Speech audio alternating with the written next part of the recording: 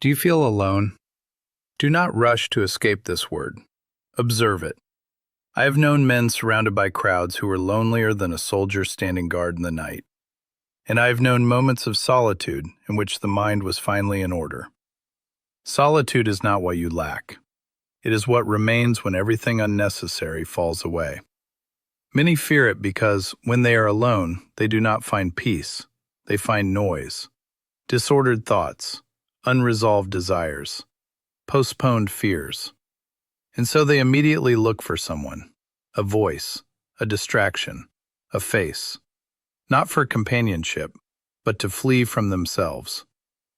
I governed an empire, and yet, even surrounded by generals, advisors, soldiers, there were days when I was profoundly alone.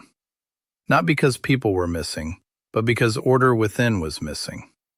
And it was there that I understood this. You are not alone when you have no one. You are alone when you do not know how to be with yourself. Solitude is not a punishment. It is a test. It asks you something simple and difficult. Who are you when no one is watching?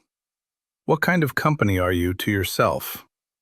Does your mind support you, or does it devour you? If you have no answer, solitude will hurt, but not because it is cruel, because it is honest. So do not ask it to leave immediately. Ask instead what it is trying to show you. Because as long as you fear being alone, you depend on others. And one who depends is not free. I have learned that true strength is not filling every void, but making silence livable. But this is only the beginning, because understanding solitude does not yet mean knowing how to live with it. And here enters someone who knew a solitude harsher than mine. A man without power, without protection, without guaranteed companionship. Now listen to Epictetus. Because if I saw solitude from the height of a throne, he walked through it owning nothing. And what he learned admits no excuses. Listen, you say you feel alone. But tell me, alone from whom? Because if you are alone from other people, this is not a misfortune. It is a condition. The misfortune is something else, being unable to be with yourself. I was alone often, not by choice but by circumstance. A slave, poor, without protection. And yet, I was not abandoned. Do you know why? Because I did not need others to grant me my worth. The person who fears solitude fears only one thing, not knowing who they are when no one confirms them. When there is no one watching you, who commands your thoughts? Who governs your emotions? Who decides what you are worth? If the answer is others, even when they are not there, then you are not alone. You are still dependent. You say, I need someone to love me. I say this.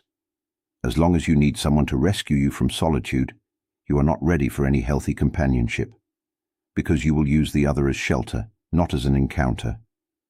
Solitude is the place where the truth is revealed. Whether you have built an autonomous mind or only an identity propped up by others. When you are alone and you suffer, it is not solitude that wounds you. It is what you carry inside and have never put in order. So do not rush to fill the emptiness. Examine it. Ask yourself, what am I avoiding? Which thought do I refuse to hear? Which responsibility am I handing over to others? If you learn to be with yourself, others will become a choice. If you do not, others will become a necessity. And necessity is not love. It is dependence. Marcus told you not to flee solitude. I tell you to use it. But there remains a danger, becoming hard, closed, unreachable, mistaking self-sufficiency for isolation. That is why another voice is now needed, a voice that knows the human heart, its wounds, and also the legitimate need for connection. Listen to Seneca, because he knows how to be with oneself without turning to stone, and what he will say is meant. And what he will say is meant to help you live better with others, not to escape them. My friend, you have listened to Marcus, you have listened to Epictetus. One told you not to flee solitude, the other taught you not to depend on it. Now allow me to tell you what I have learned by living among others, and often within myself. Solitude is not the problem. The problem is how you enter it. Some enter solitude in order to grow. Others fall into it out of exhaustion. Some use it to listen to themselves. Others endure it because they no longer dare to trust.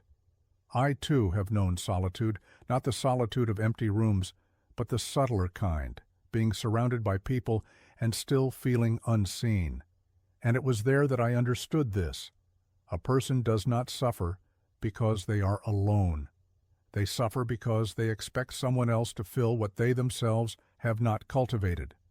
Solitude becomes bitter when you live it as a failure. It becomes fertile when you live it as a preparation.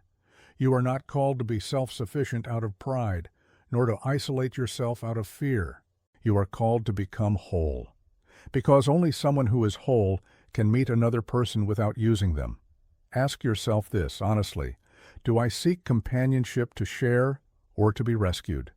The first unites, the second weighs on the other like a silent debt. Do not be ashamed of the desire to be loved. It is human. But do not hand anyone the task of giving you your worth. Cultivate yourself. Put your thoughts in order. Become a house that is livable, so that when someone enters your life, they will not come to fill a void, but to sit beside a presence. Marcus gave you direction. Epictetus gave you strength. I leave you with this: solitude is not an enemy to defeat, but a place to pass through with dignity. If you learn to remain there without losing yourself, you will never be alone again. And when you meet someone, it will not be out of need, but out of choice. And that is where true companionship begins.